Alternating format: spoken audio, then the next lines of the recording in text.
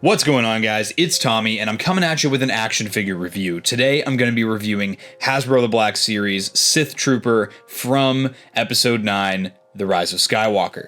This particular release of this figure was the San Diego ComiCon 2019 exclusive, and this is what you would get if you either, went to the convention or later on. I think it might have been available online. Recently, good friend of the channel, 212 Hunter, was out at some local collector spots out where he lives in Wisconsin, and he picked this up for me, so very appreciative to you, Hunter. He knows I'm a collector of the First Order troopers, and so I'll take any variant of the release that I can get. So let's take a look at the packaging. This is a style that Hasbro was doing for a little bit for these exclusives. There are other ones that kind of look similar. On the front, you do have the Star Wars The Black Series logo in raised lettering. You have a nice illustration of the Sith Trooper that kind of goes over to the corner of the box, which is really cool when you hold it from this angle. You have the Sith logo here, Sith Trooper name on the back, just some kind of raised edges here, and then kind of plain other than that. This is a slip cover, so you will pull this up, and then you have your figure exposed. So this was the original Sith Trooper figure, the first one that got released publicly. And you'll see that you have two kind of pullouts here with little ribbons that do have some of the accessories, and these are different options for weapons for this guy. So I think it's pretty cool that they give you so many different weapon options, and let's get this guy opened up and we'll check him out with some of these different options here. All right, so here's the figure out of the box with its 5 accessories. Before we take a look at the figure, we're going to take a look at those accessories. So he comes with several different weapon options. This is the blaster that ultimately the other releases of the Sith Trooper came with. This one is done and it looks like a black sculpt. It's got some nice red and silver paint applications on it. Solid looking blaster, and again, you've seen this before if you have either of the other releases of this figure. He's obviously got a red version of the heavy blaster here. This is super cool, again with some nice red and black decos here. It's got the articulating kind of periscope. Very, very nice design. He then has the blaster, which ultimately came with the Sith Jet Trooper. This one is the same similar design scheme. They all are going to have a theme of red, silver, and black. And again, just some really nice sculpt work here. And finally, he comes with, this is another weapon that I'm okay. Here he has a grabber claw weapon. No, the claw doesn't actually extend, which is a major bummer, but it's a grabber claw weapon. And I think, again, very interesting, and I definitely don't remember seeing this in the movie. Putting all that off to the side here, we got our Sith Trooper. Now, the Sith Trooper was actually one of my first figures. I got the first edition Sith Trooper at a Walmart, and that was one of my first experiences with the Black Series line. So the Sith Trooper holds a special place in my heart. He is a very basic figure, though, especially this version, too. He's just got some black paint applications on a red sculpt. That's all you get with this figure. He's super, super cool. I think it's a great design. This is, the Stormtroopers were kind of meant to represent bone, and then the Sith Troopers represent the muscle. And you can see by the striations that are all throughout different parts of the armor, they emulated that muscle idea well. This guy's got some pretty good articulation. This is where the Black Series started to kind of shift into the articulation scheme they use now from the pinned double jointed joints they did on all the old figures. You have a kind of double ball jointed neck here. It's very, very stiff. It gets you a little bit of motion. It can look down, really not at all. It can look up, really not at all. It has no tilt, barely at all, and then it can look side to side. He does have some butterfly joints that are hidden underneath the torso here, and those butterfly joints have some really nice range.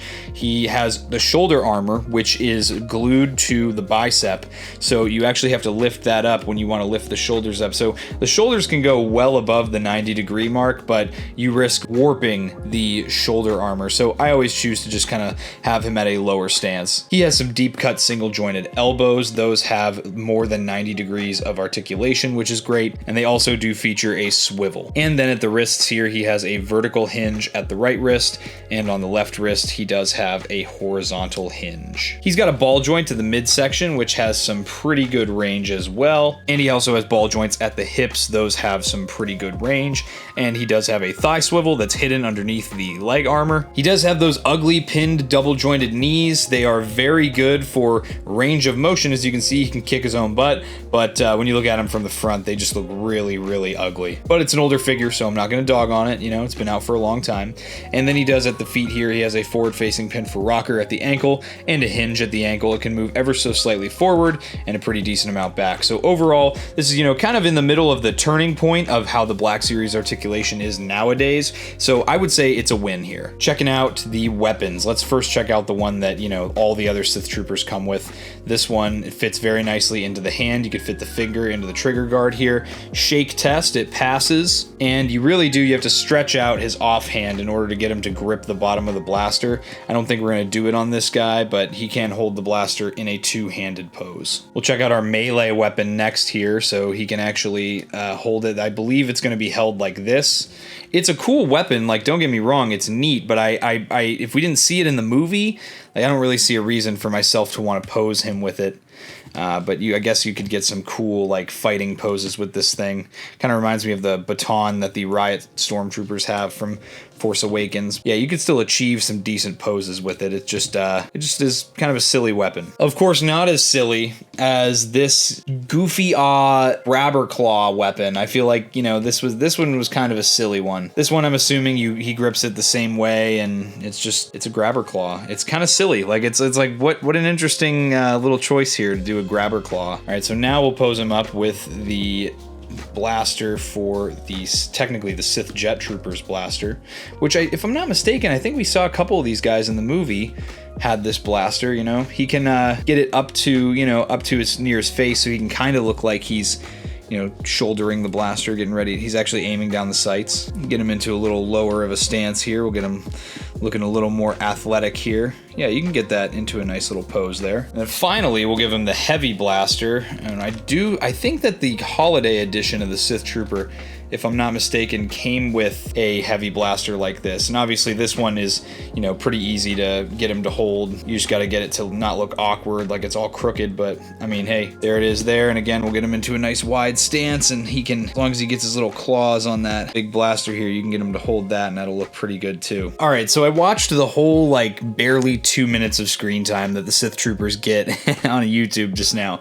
And I saw that literally they all only use this weapon in the movie. That's the only ones you see carry this weapon here. None of these other weapons made it into the movie. You can kind of maybe see that one of them is using this weapon here with the tripod little piece extended. Of course, with this blaster, it's sculpted in. There's no way to remove it, but I think because of that, I'm going to end up posing this one with the heavy blaster, just because you did actually see it in the movie. So, and it'll make it different from my other Sith Troopers I have on the shelf, considering they never came with this accessory. So I think I'll go with that. And of course, with this newer articulation, even though it's got the double jointed legs, you can still get it into a one-legged pose. This is a good one for him kind of running into battle. Maybe he's going to go set up the tripod for this heavy blaster. And just for fun here, I've got him posed up. On the left is the first edition Sith Trooper, and then on the right is the Sith Jet Trooper. As a unit, these guys look super cool when you put a bunch of them together, and it actually looks really, really fun as a unit. These guys are going to pop really nicely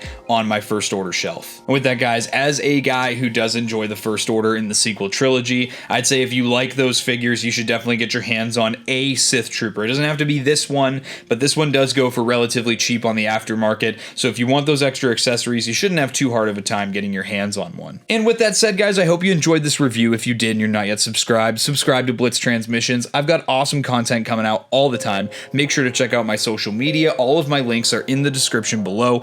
Guys, I hope you enjoyed this review. I'll catch you for the next one, and may the Force be with you.